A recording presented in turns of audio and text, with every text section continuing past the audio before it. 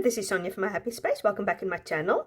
Just here to help you set up for this coming week's memory verse. This is the last memory verse in the series of treasures and crowns. And we are back at crowns. We looked at Matthew 6 verse 19 to 21 over the last 2 weeks about where to keep your treasures not on earth but in heaven.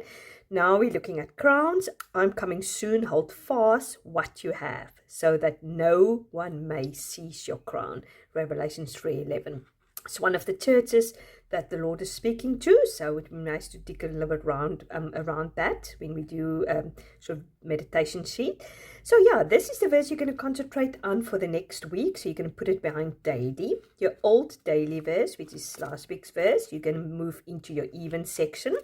Your old even verse, you're going to move into your odd section. That is the odd days of the week. You can memorize it. And when it's found the even days, you're going to do the even days of the week. You're going to memorize it or revise it rather. Your old odd verse, you're going to move into the weekly section. I think we've done last time Thursday. So we're going to put it behind Friday. So I'm going to put it behind Friday. You can choose any day. Then our old Friday verse, we're going to put into the monthly section. You can choose any one. I just choose where there is few verses.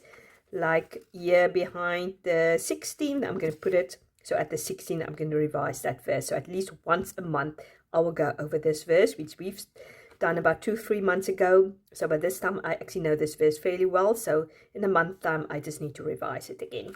So this is how you work this box. Tomorrow morning, I will get my book and then I will practice my memory verse as I did last week. Just start it and do it, and I'll do my meditation sheet, dig a little bit deeper into it. I will do that also because it should be useful, interesting to see where it fits into the Bible in Revelation. So yeah, I hope you have a great week. May God bless you, and I'll speak to you soon.